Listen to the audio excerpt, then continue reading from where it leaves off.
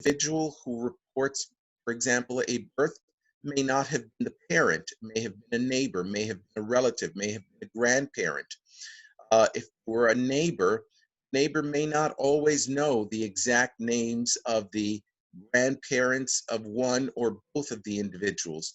So part of the journey that I had to undertake was looking at all the siblings, looking at as many birth certificates of a family, and making sure that I could reconcile names to each other, comparing birth records to death records. So you'll find someone reporting a death, giving wrong names of grandparents, and so you have to go back as early as possible to the birth certificate to be able to get that information, or perhaps even to the documents of the parent to be able to get more accurate info. Is everyone still with me? You can see my screen? Yeah, Okay, you're doing great. great. So, so I was able to get back to about the late 1700s, early 1800s, by going to Puerto Rico and to Spain and going into churches and to the civil registries and picking and just sitting there for hours on vacations and pouring through these books, because some of them were indexed, handwritten all, but you did not have these documents digitized back in the 1980s and 1990s. It wasn't until about the early 2000s that you began to have individuals who would copy these, and we have the Mormons who have microfilmed much of those records. In my mother's community, the Catholic Church, the diocese of that region of Puerto Rico, specifically forbade the Mormons from coming in to collect those records, because the purpose for collecting those records is that the Mormons, realizing that their faith was a faith that was birthed in the 1800s, what do you do with the souls of all those individuals who came before you? So what you do is you find out who they were, and then retroactively you can baptize them into the Mormon faith. And the Catholic bishop in my mother's diocese felt that he did not want the Mormons coming in to facilitate his parishioners becoming Mormons. So those records have not been digitized, and so it's a major challenge to be able to do that, because then you have to go physically to those towns, and you have to get special permissions from the bishop to be able to go in and get them. But I was able to do that. And my work in doing genealogical research was slowed down in the late 1990s, early 2000, because of my work as a physician. I couldn't take out the time, and I didn't necessarily want to take out the time for vacation to go and sit in a hot Catholic church doing more research. By 2010, 2014, there was already an opportunity to be able to do some of this online, and so I had been able to pick up census records and develop fully all the documentation for the 4 generations before me. It was the generations back in the 1800s, 1700s, which were a challenge. In about 2014, Spain announced that they were going to look at granting citizenship to the descendants of Sephardic Jews who were expelled from Spain. Some folks have pointed out that this came after the time when Spain condemned Israel for some of the expansions that they had done in the West Bank, as well as that was at the United Nations, and the calling for a Palestinian state. And so this was a sort of mea culpa and a way of getting back into good graces with Israel by saying, we're terribly sorry for what we did with the Inquisition. Portugal soon followed after that, but this particular announcement spurred me back into doing more genealogy research. And the reason for that was that a couple of years before that, a fellow named Harry Stein, who ran a website called Sephardim.com, reached out to me on one of the listservs that I was on, and it said to me, your mother's family is Sephardic. Well, I had gone to Einstein for med school. I did my medical school and my residency training at Einstein.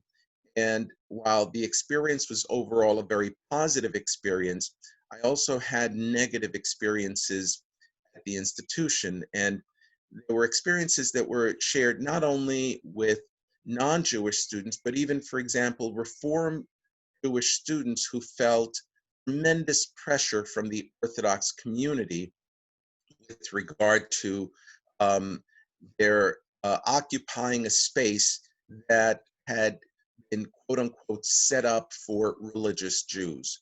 So when Harry Stein said to me, your ancestors were Sephardic Jews, my defensive reaction to him was, no, we're Spanish and Italian, thank you very much. And Harry's response back to me was, well, your ancestors may have lived in Spain and may have lived in Italy. Your ancestors are Jewish. And I sort of put that at the back of my mind till about 2014 when this came up, and I said, let me go look and see if indeed I have Sephardic roots. And so I went back online and I started researching names, and I found this book by a Spanish writer, Bonin, called Sangre Judía, which means Jewish blood. And in that book, he lists out uh, the Spanish and the history of Sephardic Jews in Spain, the fact that there are many individuals in Spain and in Portugal and in the New World who are descendants of these Jews, and listed out names and the sources of how these names wound up being Sephardic. Here on this side, you'll see my mother's maiden name, which is Morero, from the Canary Islands, and this is a coat of arms to one family. I don't know if this one belongs to my branch. The interesting thing in this is that you'll see two crosses. Around each of the crosses, you'll see little Star of David.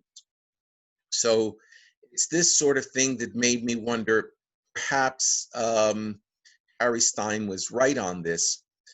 As I did my research, I discovered that all of my mother's surnames and all of my father's names, most of my father's names were Sephardic names. And as I went online, I discovered uh, a tree from a doctor that took names back into the 1500s.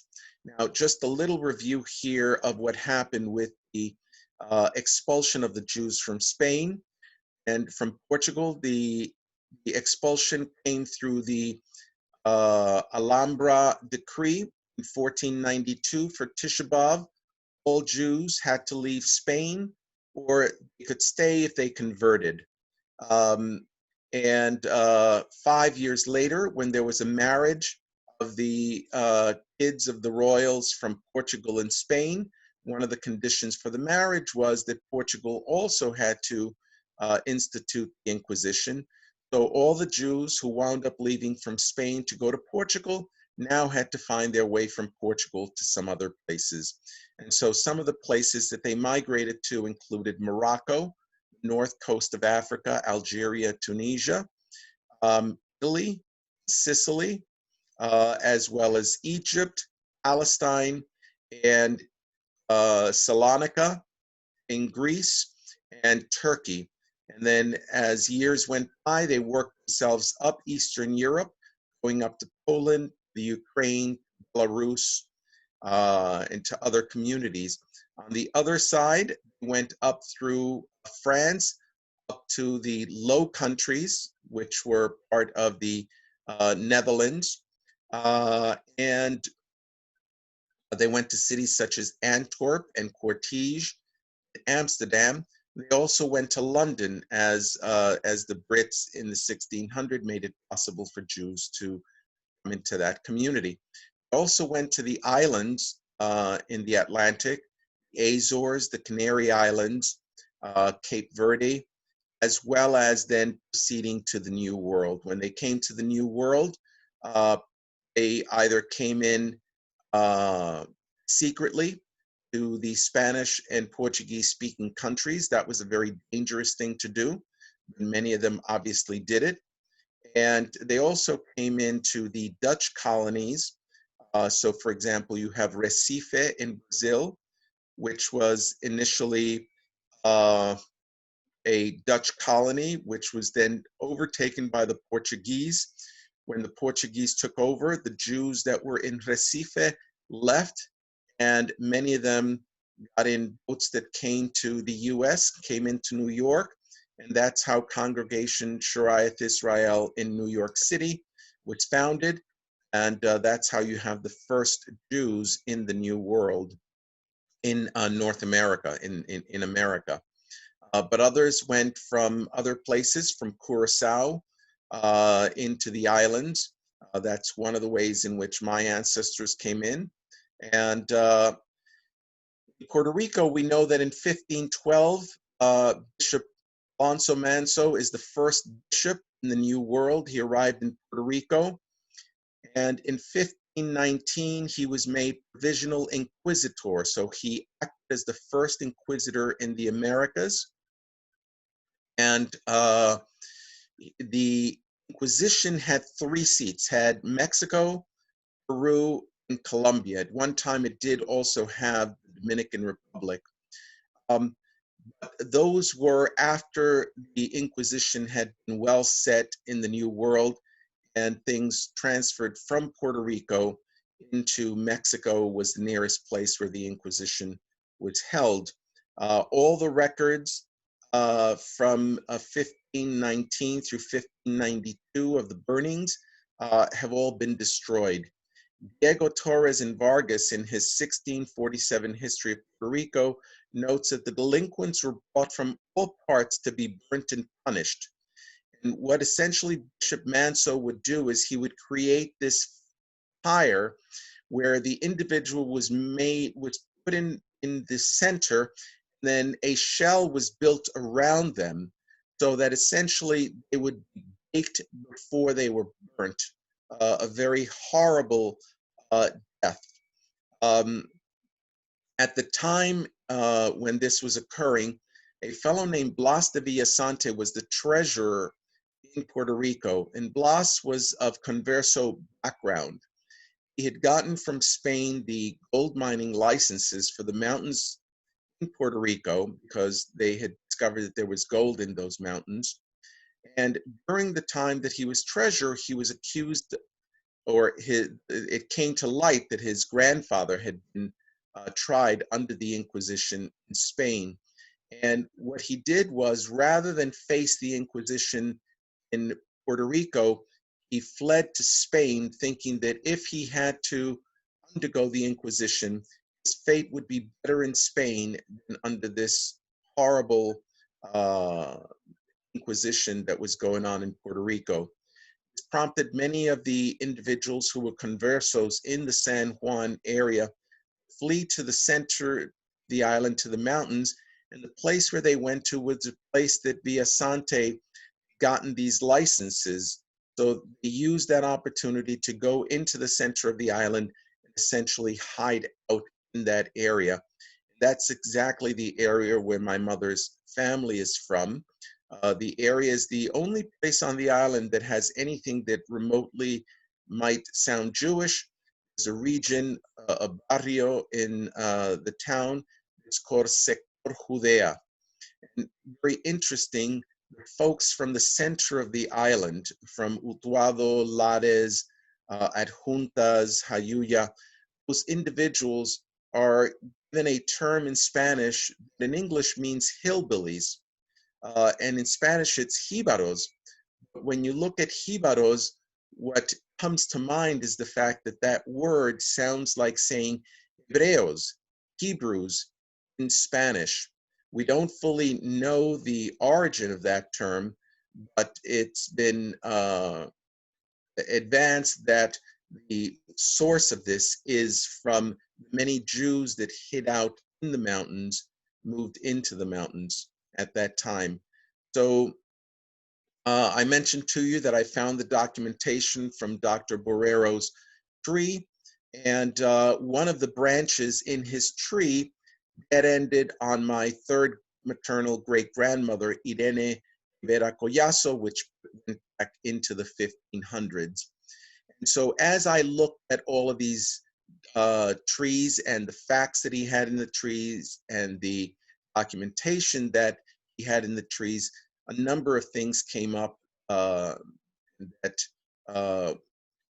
made the inquiry more real for me. The first was all the dispensations for consanguinity that I found. So I had no idea what these dispensations for consanguinity are, but here is one that was issued by the Pope at the time. It's not mine, but it's an example of what a dispensation for consanguinity is. And a dispensation for consanguinity is a permission for you to be able to marry someone who is a first, second, third, fourth cousin. And so the Catholic Church forbade individuals to marry relatives. And in order to do that, you had to get a special permit. Of course, you had to pay for that permit. So it was a very nice business for the Catholic Church. Remember that Puerto Rico did not allow Jews. So if you had secret Jews in Puerto Rico, they could not go to a synagogue because there was no synagogue, there was no rabbi, and therefore you had no ketubah. So how do you document someone, or if you want to attempt? Well, these dispensations essentially became ways in which, thank you to the Catholic Church, we can document the endogamy that took place and how these families wound up intermarrying to each other. And very often they sought out these dispensations because they wanted to have at least some documentation of who it was and the relationships that existed for these. The other thing that I found was the migratory pattern. So Dr. Davila's tree would have individuals who were born in Spain, may have married in Portugal, died elsewhere. And so these migration patterns began to show people exiting from Spain and Portugal, going to the Azores, going to the Canary Islands, going to Antwerp, going to London. The Canary Islands had a population that was overwhelmingly crypto-Jewish, Conversos. And very interesting, 40% of the island of Puerto Rico, the folks there, 40% of them descend from someone who is from the Canary Islands. So it's a very high percentage, suggesting that a large percentage of the Puerto Rican community has crypto-Jewish backgrounds. So here on this page, we also have something called a probanza. So this is the probanza of an ancestor of mine, not my direct line. She is, her father was a sibling of one of my ancestors. It carries the family here. And what happened was that this woman wanted to get married, and someone made an accusation that she was Jewish. And because of her family standing in the community, it was a tremendous accusation which would kill the family's social standing forever in the community. And therefore, in order to fight that, she had to essentially start a legal battle, which was what you had to do with these probanzas, and to have something called a limpieza de la sangre, a cleaning of the blood, where you legally brought in witnesses who knew you, your parents, your grandparents, if knew your great-grandparents, any documents that might be brought forth to show the court that you were not of Spanish, Black, or Muslim background for a period of minimum 5 generations. And so this is a tree that has been created by the court to show their findings, who the individuals were, and then they finally determined that she was not of bad blood or Jewish blood. Uh, this I'll show you later on. Fights, this is a legal argument, it fights against the genetic evidence, the fact that this family was indeed Jewish.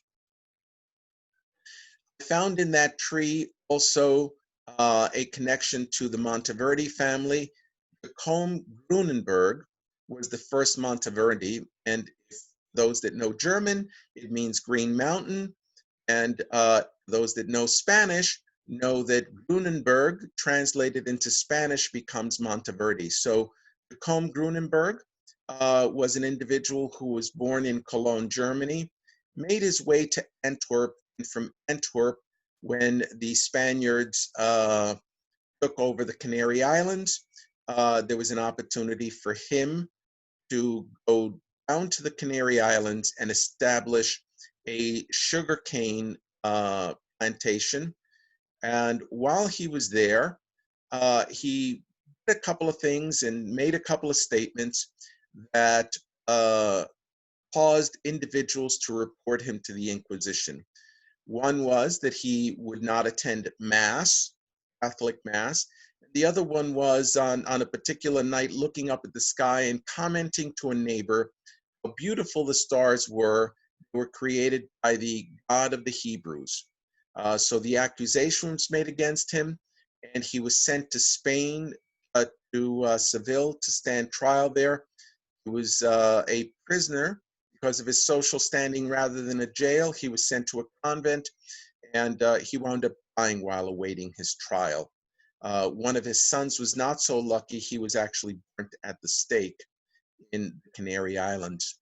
So in addition to some of these things that I found in that tree and in the research of that, I discovered that the individuals who descended from these conversos were referred to by various names: converso, crypto-Jews, marrano, which is a term that you should not use because what it literally means is pig. So no one who has a Jewish background, a crypto-Jewish background, is fond of having the term that refers to them as a pig. But I discovered that they had customs, and I said, well, let me go find out if my family keeps any of these things. And so the classic one is the lighting Shabbat candles on a Friday night. And my mother said, nope, in our house, no one lit any candles on a Friday night. There were interesting things. When I greet my parents, when I greet my grandparents, when I greet my aunts and uncles, the first thing I say to them is one of two ways. I can say bendición, which means blessing, or I can say the entire phrase, which is échame la bendición, which means give me your blessing. So it's a very common tradition in Puerto Rican communities, and I suspect that it's from the crypto-Jewish communities. The children will ask the parents and their ancestors, their grandparents and their aunts and uncles, give them their blessing, bringing this back to the Friday night blessings that parents will do over their children. Another tradition that I didn't ask, but I observed, was that my mother would sweep to the center of the room. And this tradition was found very commonly in crypto-Jews. And the reason for that was that traditionally people swept out the front door, out onto the street, dust that accumulated in the home. Because the Jews had the mezuzah on their door, they didn't want the dust to rise and to dirty the mezuzah. So they would sweep to the center of the room, collect the dust, and then toss it out. Food. If you asked my parents if they were kosher, my parents would clearly say to you, no, we're not kosher. But my mother has never set a dish on the table was a mixing of dairy and meat. So it was never a cheese and meat lasagna. There was never a cheeseburger served at home unless I did it uh, or my brother did it. Um, my mother's family ate no shellfish. My mother will not eat an egg outside her home because she has to go through that egg, check the egg. Why are you checking the egg, Mom? I always check the egg. Is there any particular reason? I'm just looking to see if there's any blood. Why do you have to? It's something that we've always done. So she cannot explain to you why she does these things. And she's not even aware that she does half of these things that potentially may be of crypto-Jewish background. She has always done these things. I have a recording of her and her sister explaining how it is that they would check for a chicken, how that knife had to be properly filed, and how that chicken had to be drained of all the blood, how they had to strip that chicken, how they had to boil that chicken. Then it had to be put in rock salt, not table salt, rock salt, for preserving that chicken. Death, very interesting. Someone died. If they were a male would come, wash the body. My great grandfather kept planks of wood in the attic so that when someone died, he could quickly make a coffin, and then they would be buried within 24 hours, along with their clothing. All the mirrors would be covered, and then for 7 nights, they would sit and say the rosary. And why do they say the rosary? Who knows why they say the rosary? My suspicion was that saying the rosary was the way in which they sat Shiva and hid the fact that they were actually sitting Shiva. But by having a rosary in their hand, they were just being good Catholics. They mourned for a period of a year.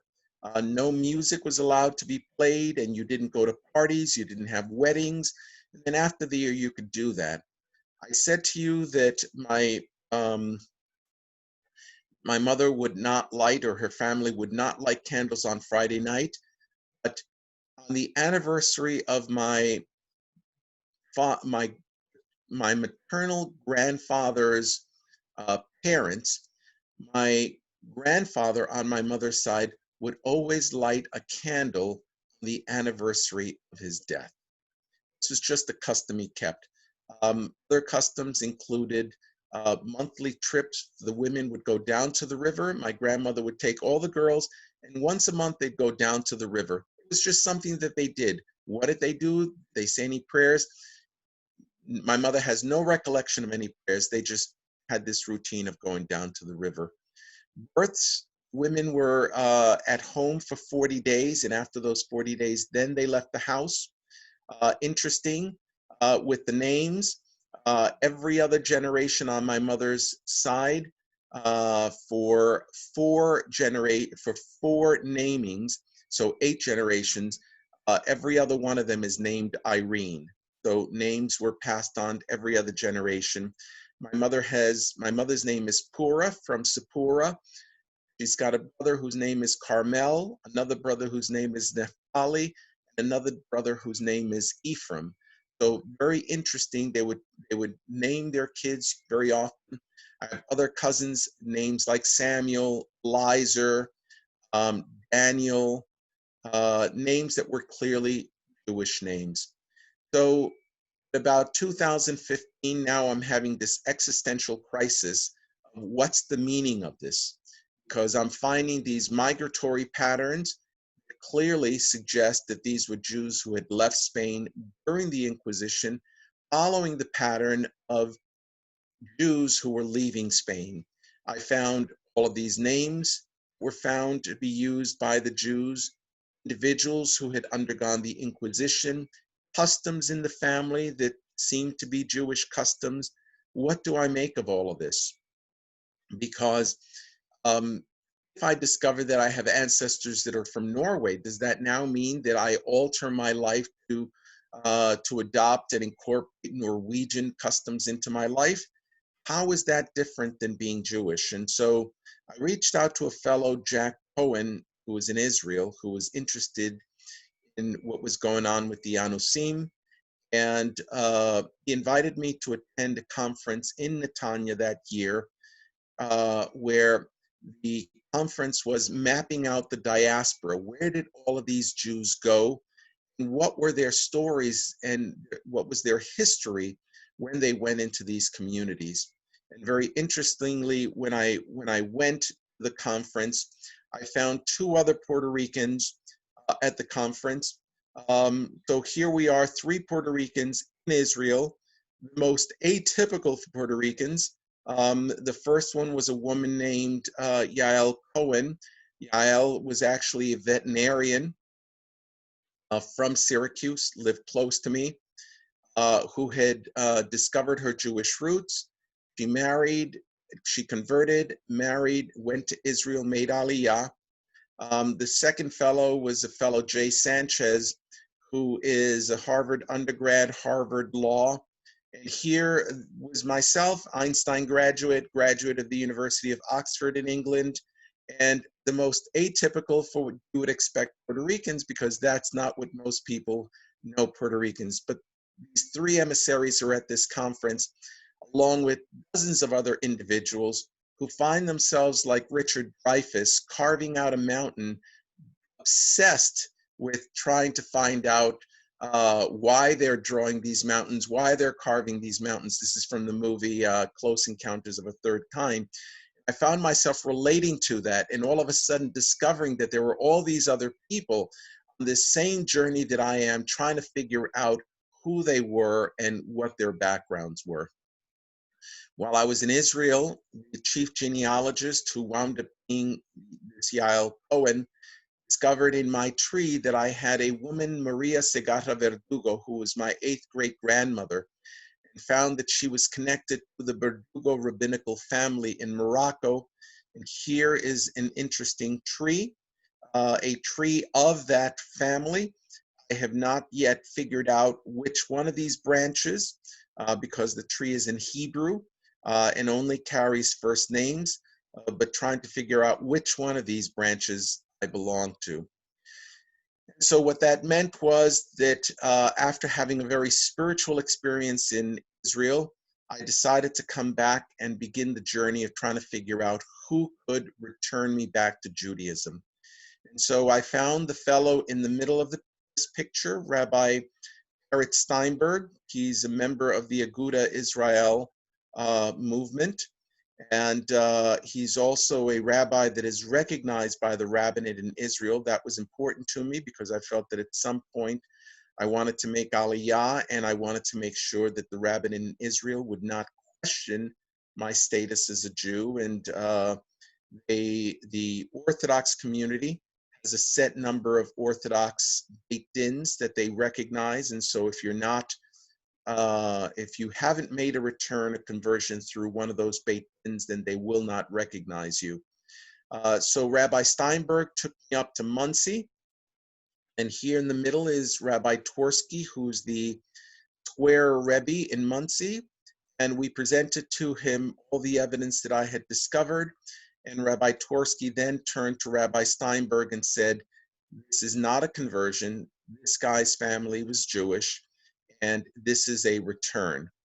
Challenge that you have with making this solely a return is that most of the Jewish communities have no idea what a return is, because the concept of bringing back a Jew from that far back is one that is not known by most communities.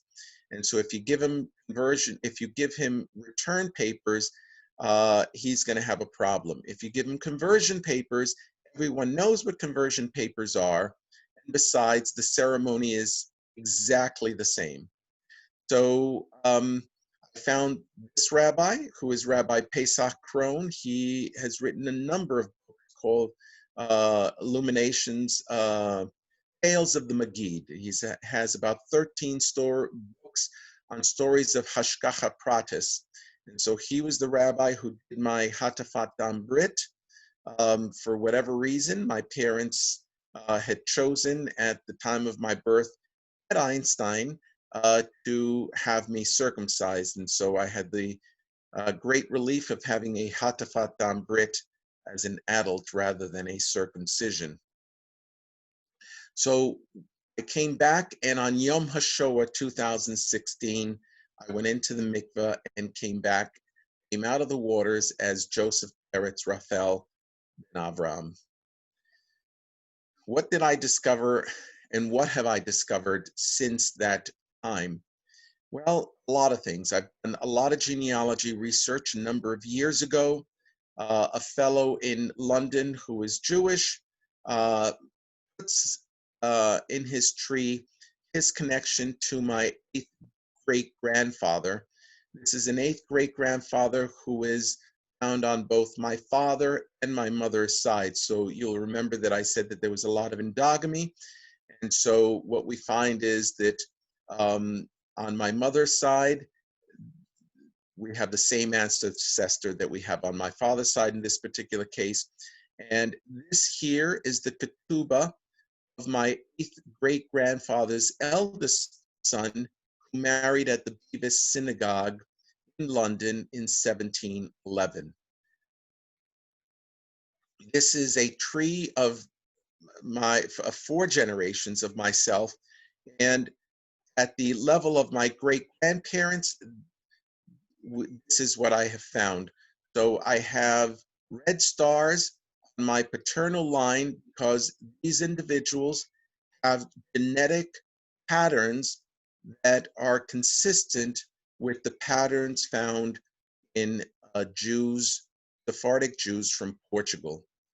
The green stars indicate my great-grandparents who have Jews that have been found in their tree or have genetic evidence of their having Jews in their tree.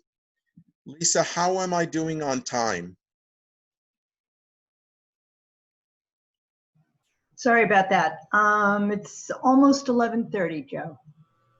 Okay, so we have till noon, so I think I'm okay. I found many ancestors who also had documentation of being conversos. So one of them was this fellow Gonzalo Antunes.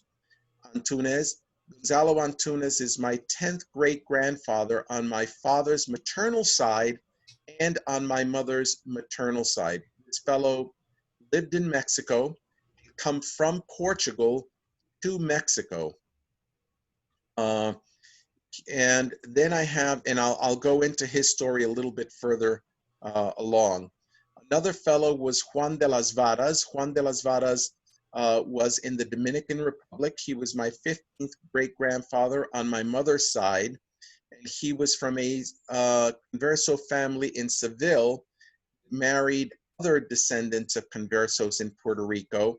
And here from a history book, we have a reference of Juan Fernandez de las Varas, a Converso merchant of Seville.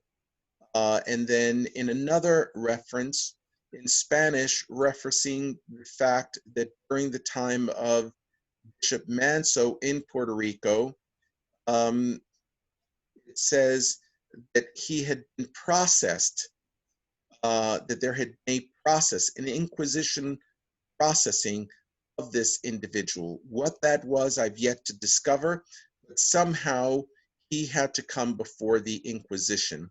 Obviously, he did not die in the Inquisition because of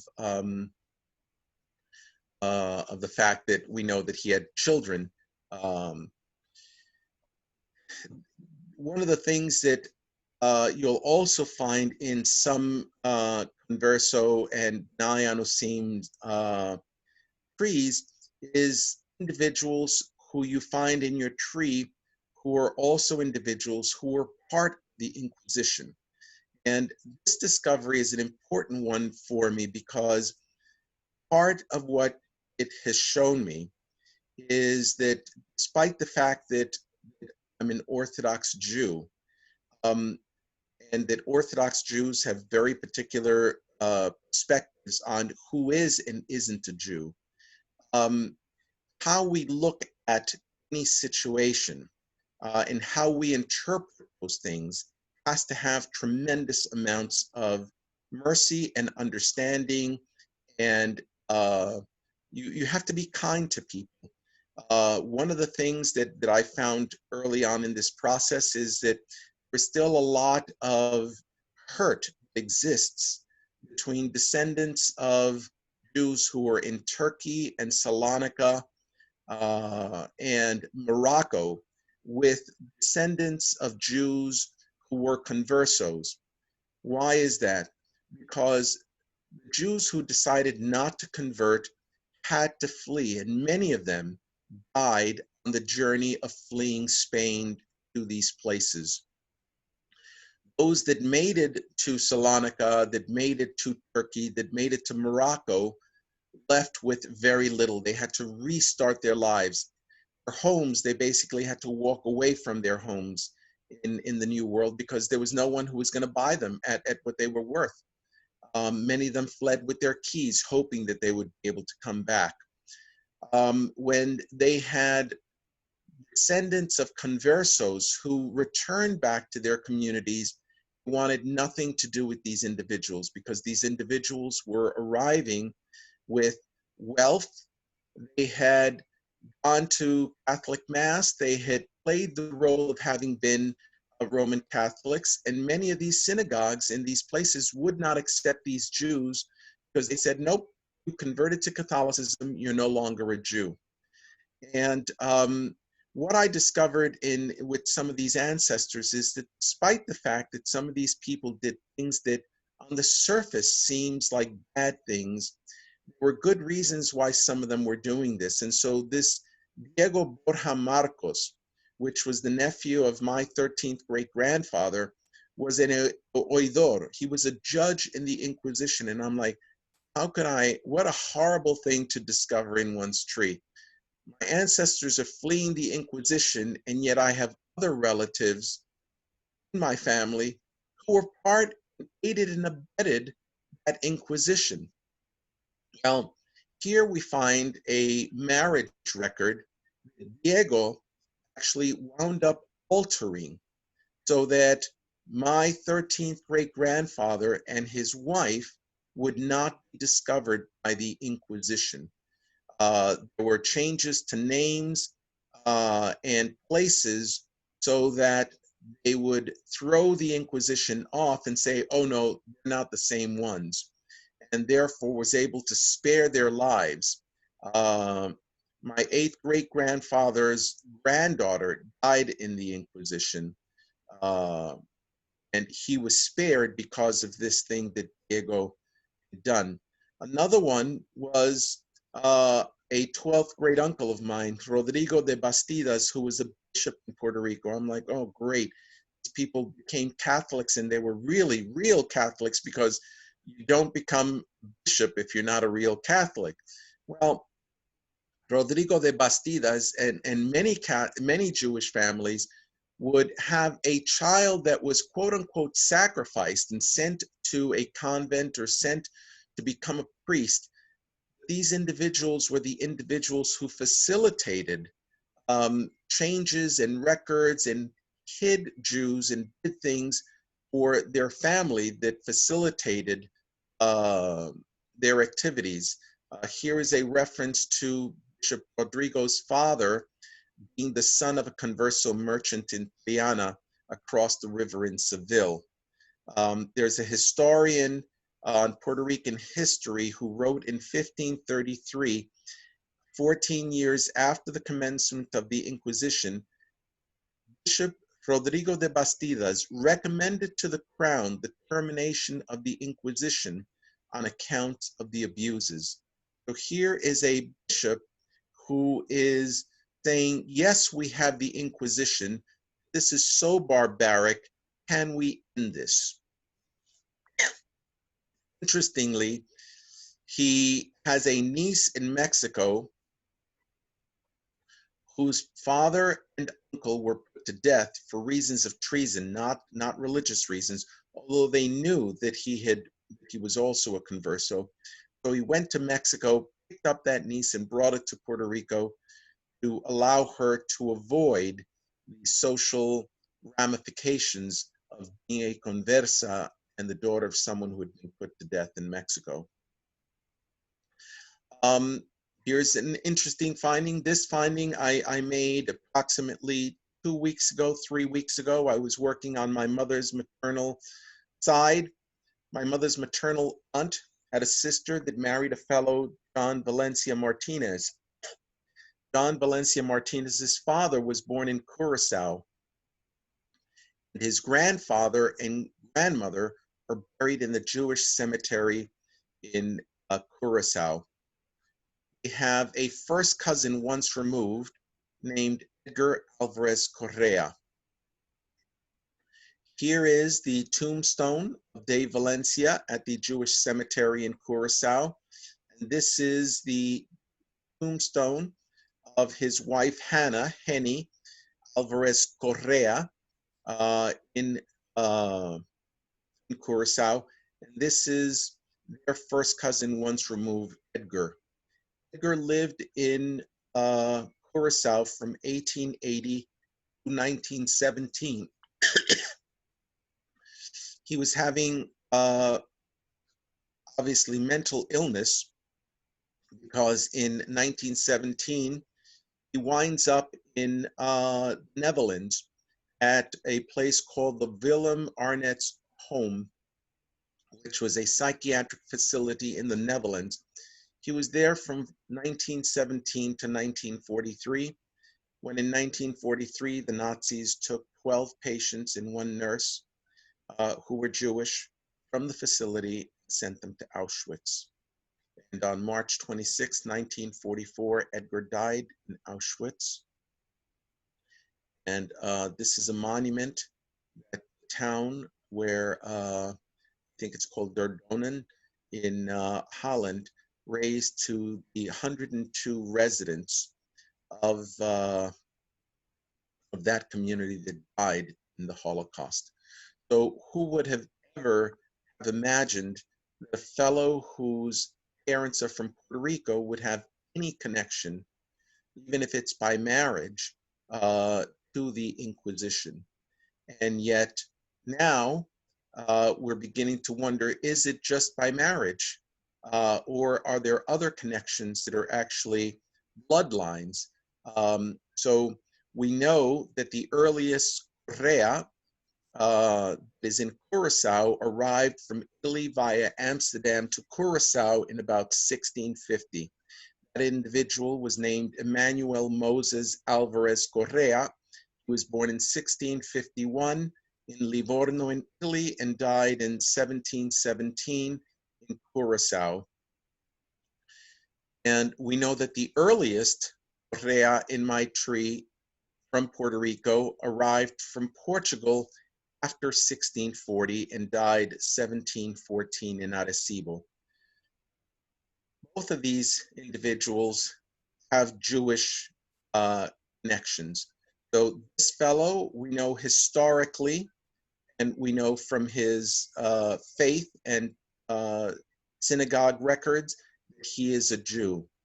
Jose Rodriguez, my seventh great-grandfather, I have a star for other reasons. The other reason is that his genetic line is JM172, a Y-DNA JM172. And what that is that's a particular name given to a subclad of J haplogroup. So in genetic testing, the patterns are grouped into these haplogroups with A, B, C, D, E, F, all different letters. J happens to be the most common haplogroup for Jewish men.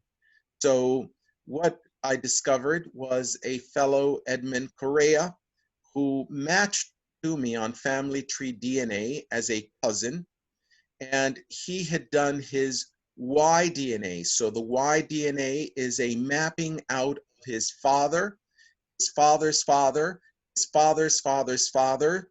Okay, so all his paternal line was a JM172. So what I did was I mapped his paternal lineage until I discovered that he and I had a common ancestor who was this Jose Rodriguez Correa. And because I knew that his direct paternal line was JM172, which was the most common Jewish haplogroup, I then mapped out his entire family. Now I'm able to find who in that line has that J haplogroup. Now, you will know that within the Orthodox community, we don't follow Jewish descendancy through the male line. We follow it through the female line, but that was an interesting finding. And then through other similar mappings, discovered that these families wind up marrying other individuals who also have either genealogical evidence of having been Jewish or genetic evidence of having been Jewish. The other thing with this family is that they were from Portugal. So in Spanish-speaking countries, if you wanted to call someone a Jew in a derogatory manner, what you would refer to them as is as a Portuguese. He's Portuguese. And if you had the designation of Portuguese, now you had to differentiate and you had to make sure that you made it clear that you were Portuguese because that was your country of origin, not because they were referring to you as Jewish. Violenta Correa Rodriguez, the woman whose probanza I showed you earlier, is a descendant from that tree. Other findings, I pointed out to you, my paternal lines is RM269. My particular lines on both my mother and my father's line follow through subclads or branches of those groups through a line that's called the P312 with a further subclad of DF27. Ruth Unkefer, who's a genetic researcher up in Toronto, has written in one particular paper that she wrote on the Jewish R1b group, which this is a part of, that this particular group, those of the DF27, it has a significant number of Jewish lines, and most of them come from Spain, Portugal, and their respective former colonies.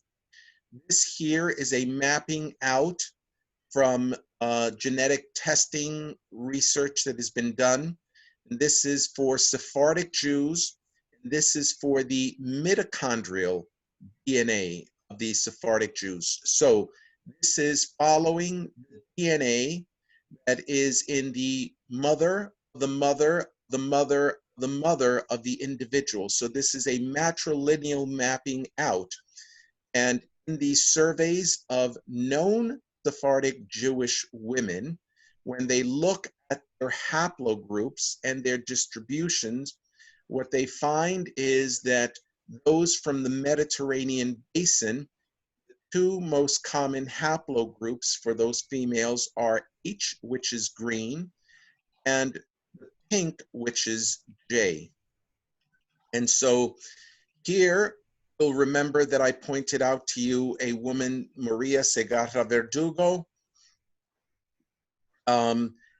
She winds up having 3 descendants that are cousins of mine, all of whom have been tested and wind up having as their matrilineal line JM172.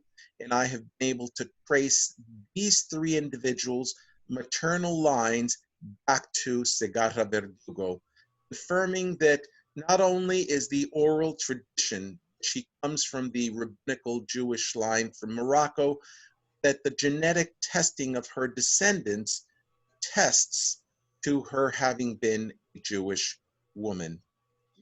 So can you take a few more minutes to wrap it up, because I want to have a little time for questions and answers. Perfect, thank you. Here is a Rabbi Menachem Mendel, who is a Chabad rabbi in Offenbach, Germany. He's a 5th to remote cousin of mine, descendant of the Alter Rebbe. Here's an email where he says, I don't know about Sephardic roots. I just know that my paternal grandmother is a descendant of the brother of the Baal HaTanya, first Chabad Rebbe, and he was from Sephardic roots. So Very likely my connection to Menachem Mendel is through that connection. Here's another fellow from Morocco living in Israel, comes from the rabbinical line of the Toledanos, also a fifth cousin. Here is Nimrod Edem, JM172, Israeli, Eastern European, but also includes the Netherlands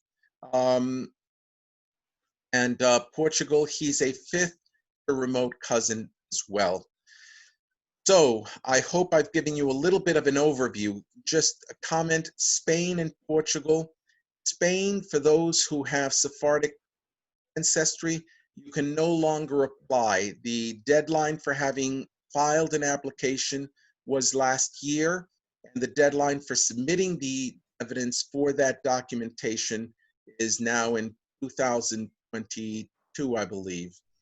But for Portugal, they have no deadline, so if you happen to have Portuguese Sephardic background and you are Jewish, you're a practicing Jew, then you can make a return.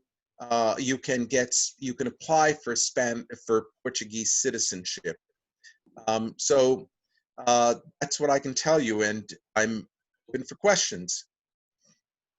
If you have a question, just remember to unmute yourself first. I have a question. And Joe, you can unshare your screen now so we can have a full view. Great. Perfect. Okay. I have a Perfect. question. Any questions? I have a question. Joanne Stern? I am Sephardic background on my father's side. My grandparents were born in Salonika.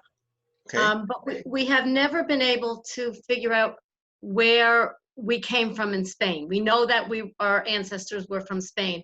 Where were the majority of the Jews in Spain? We thought Seville and Toledo. So there is a very large population that comes from that region, Andalusia. But there were Jews everywhere. On my father's side, I have Jews that were from Catalonia, from a town called Palamos, which is just right outside of Girona. I have ancestors who came from Asturias, ancestors who came from Lerida. So it will be a challenge for you. There are Inquisition records out there. So Avotenu and Jewish Gen are sites that you can look up. Also, there's a woman, Ginny Milgram, who was an absolutely wonderful help to me. I met her in Israel. I spent my first Passover and my first Rosh Hashanah at her home in Miami. She's set up a website. You can look her up, GenieMilgram.com, and that's G-E-N-I-E, Milgram, M-I-L-G-R-O-M.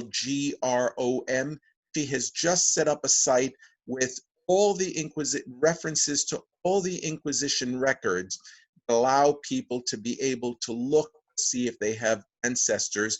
And those inquisitorial records are incredibly helpful because what they will do is they will say, Mary Jones, who was also known as Mary Smith in such and such a town, known as Harriet in another town. Yeah. And so it will trace out names and locations for your ancestors. So perhaps you have one name, you'll discover other names for that individual because they were constantly trying to hide their identities as Jews. Thank you. Gracias. Nada. Laura? Yeah, could you repeat that site where someone would just start to look? I know I have also Spanish, background. So 3 sites. One is Avotenu. Wait, repeat it again, sorry. Avotenu, A-V-O-T-A-Y-N-O.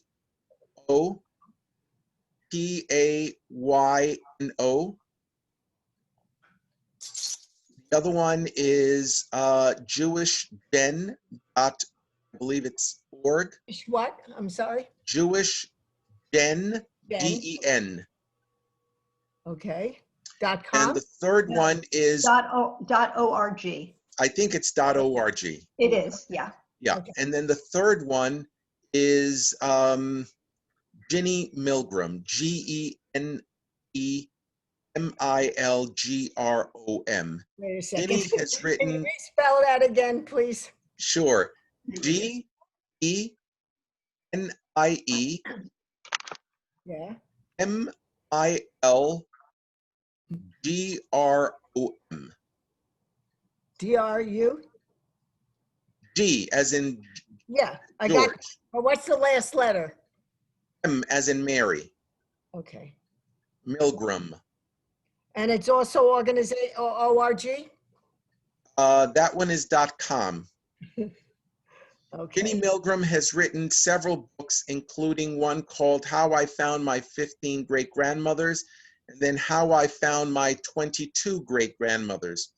Ginny actually took all her genetic evidence, brought it to Israel, had her conversion papers from 30 years ago changed to return papers recognized by the Israeli rabbinate. Okay. It's hard to go anywhere now to, Israel and so on. So, I just wanted where we start. I know it's too Yep. late about the citizenship, but, it's interesting. Thank you. You're welcome. Any other questions?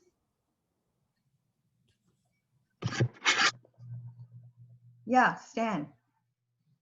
Very fascinating. My one question to you is, you made all these connections.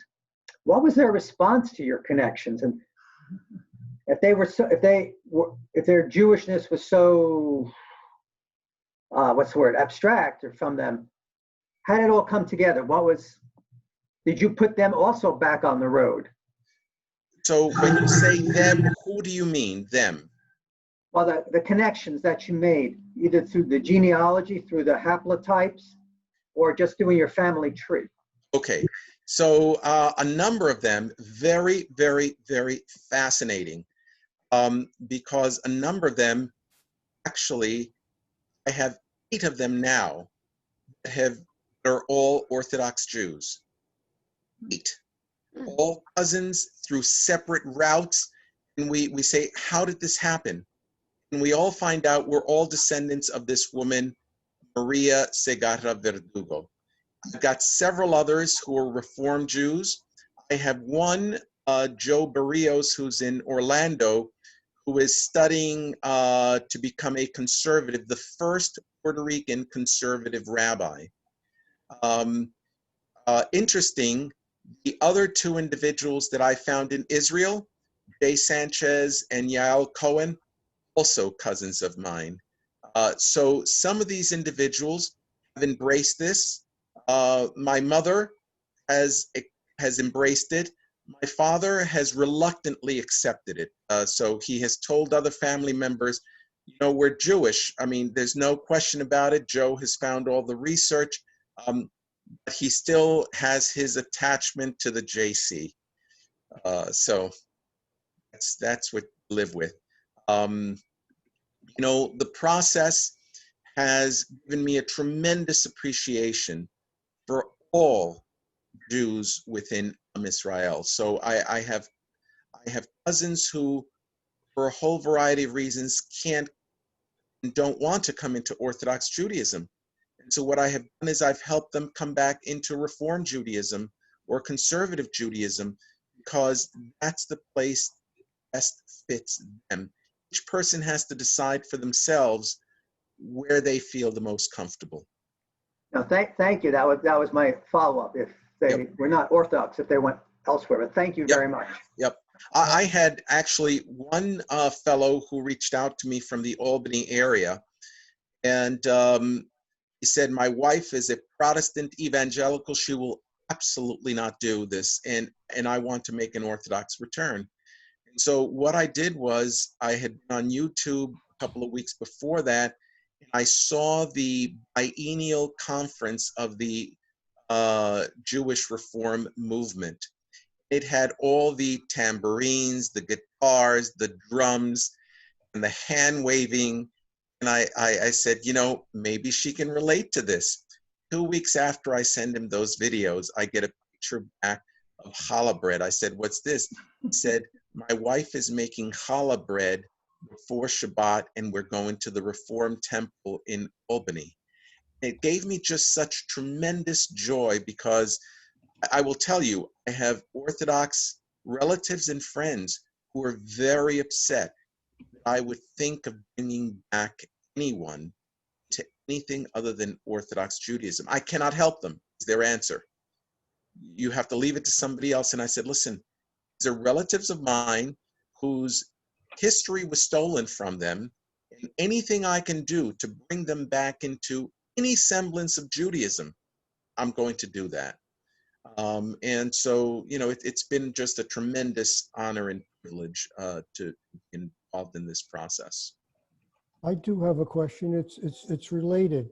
How widely known in Puerto Rico or even the Puerto Rican community in New York are these genealogical possibilities for their families? Is this widespread knowledge or just among a small group? Excellent question.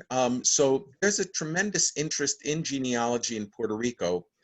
I will tell you, I learned early on when I make inquiries of other Puerto Ricans with regard to their trees, I've learned never to say to them, I'm interested in doing research because of potential Jews in our tree. Many of these individuals are devout Roman Catholics. The moment you say to them that there is a possibility of a Jew in their tree, they cut you off, don't return emails. They don't want to be complicit in anything that would highlight a Jew in their tree. The flip on that is that there are others who are very eager on this. And so what you'll see in Puerto Rico is a very, very, very strong affinity toward anything that has to do with Israel. And so you'll find many Messianic congregations. There's a rabbi in Miami named Rigoberto Viñas who says, I even engage with the Messianics. Why? Because many of the people that go there at a certain point realize that this is just not fulfilling for them. And so what they do is they leave and they come to authentic Judaism. And so he's very open to them. And so in Puerto Rico, you'll find a lot of individuals who know history, but may not know that they had Jewish ancestry, or may not know that the individual that is in their tree had a converso background. And then when they discover that, some of them are amused by it, as was AOC, who claimed her Sephardic ancestry. That's as far as they take it. And then there are others who say, no, this is more of a spiritual journey for me. Those are the ones who generally want to make a return. Just for everybody's information, I've put in the chat the 3 web addresses for the organization and individual that Joe was mentioning. I can tell you Jewish Gen is a treasure trove that I've been using for probably close to 20 years. Yep. They are an incredible organization. You'll find tons of information there. Avotenu is also a very reputable organization. And I'll have to check out Jeannie Milgram. Any other questions before we end off? Yes, how many Conversos do you think there are worldwide? That's a very interesting, very good question. So the estimates that I gave you on the second slide, there's a fellow, Ashley Perry, Perry. You can look him up as well. He is with an organization called Reconectar, to reconnect in Israel. And he is, and other individuals have projected there are probably over 100 million people in the Western Hemisphere that are of crypto converso background. And he's very active in the government there. And to be quite honest, I think that part of the work we're doing is that given the amount of anti-Semitism that exists in the world, they have identified the crypto-Jewish community as a possible ally, because there are so many of them in Latin America that are evangelicals that have friendly sentiments toward Israel. Perhaps what Israel needs to engage in is a social media campaign to raise awareness of crypto-Jewish background. Thank you. That would be great. Anybody else for a question? If not, we want to thank Joe for his presentation. It was certainly fascinating and interesting and detailed, and we appreciate him being here. And with that, I think we'll say have a good evening, a good afternoon, and we'll hope to see you again. Thank you. It's been a Thank you. pleasure. Thank you. Thanks. Wonderful. Safe and happy year. Yes. Yes, and get your And shots.